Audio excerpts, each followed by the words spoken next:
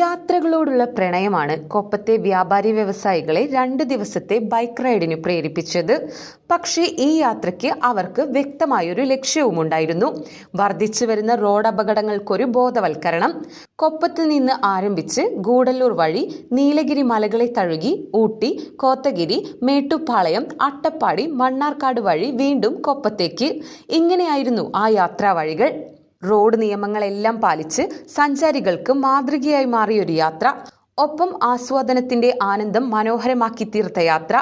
എന്നും വ്യത്യസ്തവും പുതുമയും നിറഞ്ഞ പദ്ധതികളും പരിപാടികളും ഒരുക്കുന്ന Koppam KVVES youth wing unit ഇവിടെയും ആ വ്യത്യസ്തത തെളിയിച്ചു. സൗഹൃദം ഊട്ടിയുറപ്പിച്ചും പുതിയ ആശയങ്ങൾ പങ്കുവച്ചും മികച്ച മാതൃക തീർത്തും വേറിട്ട അനുഭവമായി അവരുടെ യാത്ര മാറി. KVVES unit president KT Shaji flag off ചെയ്തു.